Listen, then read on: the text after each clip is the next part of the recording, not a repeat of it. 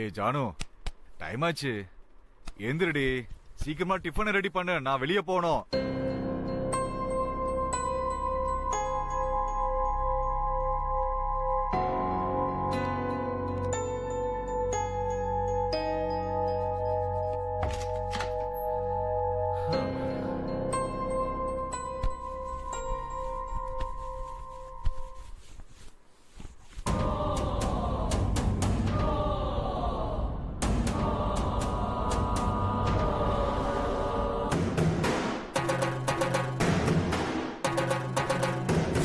ஜானு, நீ எந்திரிக்கலையா? ராத்திரி 1 மணி வரைக்கும் பெரிய இவ மாதிரி மொபைல படம் பார்க்க வேண்டியது, விடியற டைம்ல தூக்க வேண்டியது. நீங்க மாறவே மாட்டீங்கடி.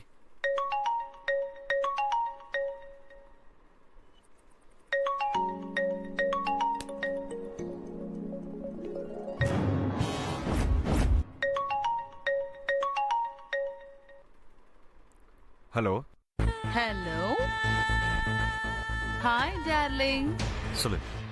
நேத்து கேஷ் வாங்கிட்டீங்களா? வாங்கிட்டேன், கையில தான் இருக்கு. அந்த ஹவுஸ் ஓனர் ஃபோன் பண்ணான் டியர். அப்படியா? ஆமா டியர். half an hourல வரேன்.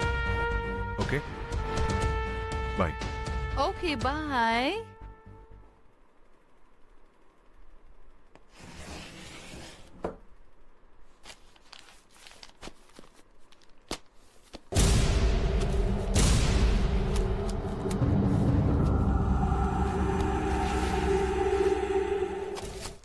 ஜானு, கதவை பூட்டிக்க வரியா? வந்து டோரை பூட்டிக்கிறியா?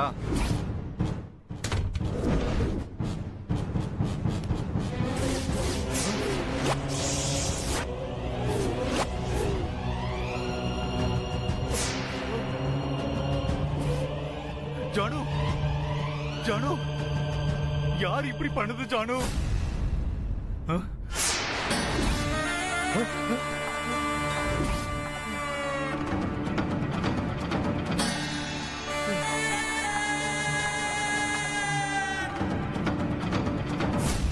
தீதி, சாவித்ரி தீதி, உங்க தலையில கல்ல போட்டாங்களா?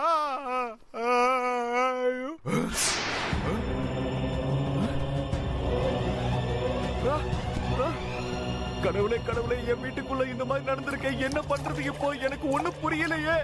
யார் இந்த மாதிரி எல்லாம் செஞ்சாங்கன்னு தெரியலையே. கடவுளே, என்ன பண்றது இப்ப? எனக்கு ஒண்ணுமே புரியல.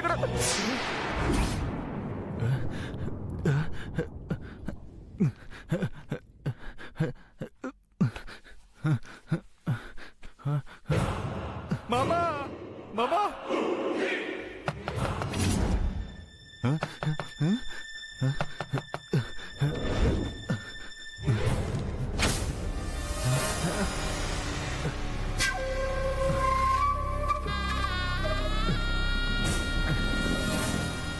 இந்த ஃபைல உன் பீரோக்குள்ள வை. என்னது இது? 3 வருஷமா நீ விக்டோரியா மென்டல் ஹாஸ்பிட்டல்ல ட்ரீட்மெண்ட் எடுத்துக்கிட்டதுக்கான ப்ரூஃப். நான் எதுக்கு மென்டல்? கேள்வி கேட்காத, பேசாம இந்த ஃபைல உள்ள வைக்கிறியா இல்ல சுடட்டுமா?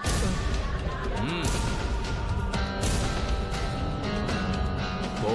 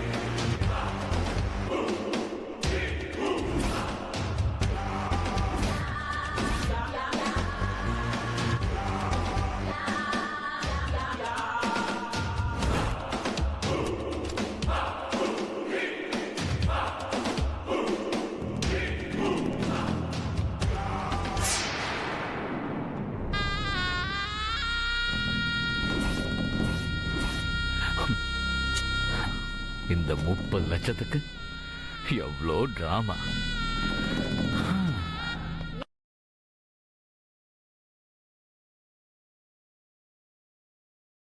முக்கியமான செய்திகளுக்காக சிருஷ்டி. நவி மும்பை குப்தா நகரில் பயங்கரம். மனநலம் பாதிக்கப்பட்ட லட்சுமிகாந்த் என்னும் தொழிலதிபர் காரணமே இல்லாமல் மனைவி ஜானுவையும் ஜானுவின் தந்தை ரன்வீரையும் வேலைக்காரி சாவித்திரியையும் கொடூரமான முறையில் கொலை செய்துவிட்டு தானும் துப்பாக்கியால் சுட்டு தற்கொலை செய்து கொண்டார். அவருக்கு கடன் தொல்லை இருந்ததாகவும் அதனால் தனது வீட்டை விற்று கடனை அடைத்ததாகவும் மேலும் பணம் தேவைப்பட பணத்தை புரட்ட முடியாமல் மன உளைச்சலுக்கு ஆளாகி தற்கொலை செய்து கொண்டார்.